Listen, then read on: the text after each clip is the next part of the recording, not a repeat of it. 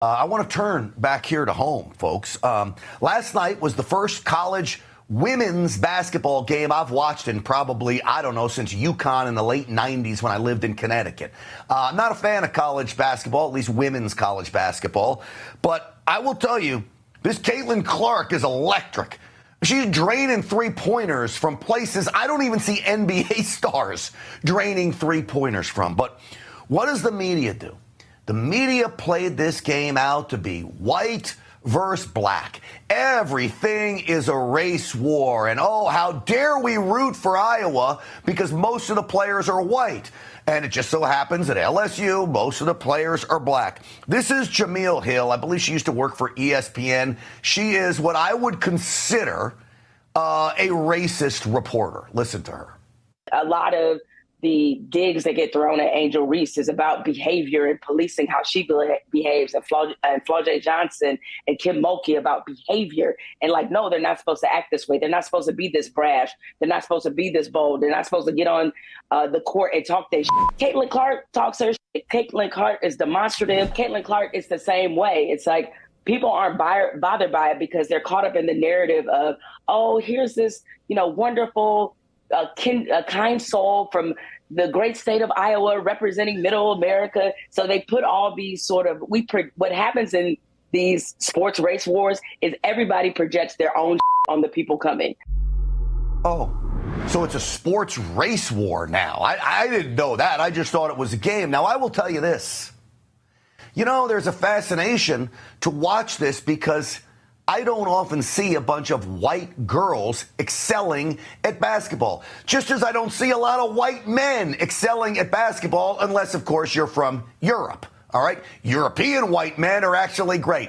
American white men, not so much anymore. That's just the reality of things. Do you think it might be novel to see a woman like Caitlin Clark dominate sports where black folks, let's be honest, have dominated for a long time? I give them credit for dominating. It's not bad, but I'm fascinated by this white girl from Iowa. Well, guess what?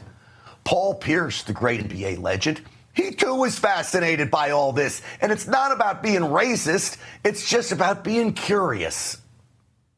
We saw a white girl in Iowa do it to a bunch of black girls. Well, of course. That made it like, oh, that gained my respect. That gained my respect. I hear you. You're like, right. That's like, oh, she didn't do this to some other little white girls that was over here in Colorado, wherever. She did it to some girls from LSU who we thought was some dogs. Defending champs. And put them on their knee and spanked them. Paul Pierce is literally just saying what everyone's thinking. It's not about who's better because of their color, who's worse because of their color. It's just about an anomaly in today's sporting world that Caitlin Clark happens to be an electric player on the hardwood, and she happens to be white. We don't see that much anymore. Then the issue happens of LSU not showing up for the national anthem. You would think that I would go ballistic on this. But do you know the coach of LSU is hated by those on the left? This was her excuse for not showing up for the national anthem. She said she didn't even know when the national anthem was. That's why her team didn't show up. Believe it or not, I'm not sure, but I tend to believe her. Listen. Honestly, I don't even know when the anthem was played. We kind of have a routine where we are on the floor, and then they come off at the 12-minute mark. That's when the anthem. We just, I don't know, we come in and we do our pregame stuff. I'm sorry, listen, that's nothing intentionally done. Last Friday, I went to a Sweet 16 game, North Carolina versus Duke in Dallas. Guess what? They played the national anthem 45 minutes before the game. I don't know if this is an NCAA thing. Maybe she didn't know when the national anthem is. Here's my advice. Know when the national anthem is and be there.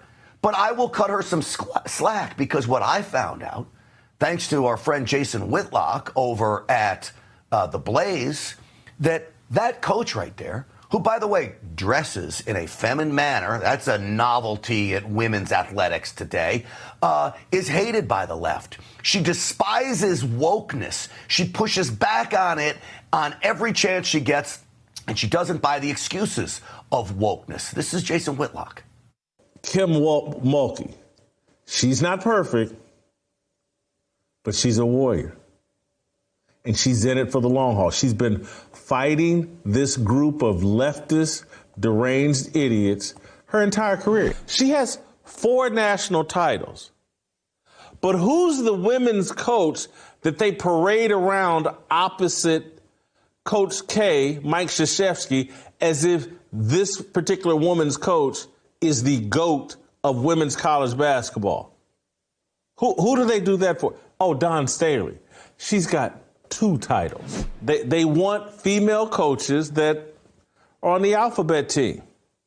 And Kim Mulkey's not. No, she's not. She doesn't show any remorse for Brittany Griner when she brought drugs into Russia. No tolerance. So you know what? I'm going to give her the benefit of the doubt when I'm sure most of my conservative friends are screaming and yelling about the national anthem. Next time, Coach, just make sure your team's out there for the national anthem. You get 1 pass with me.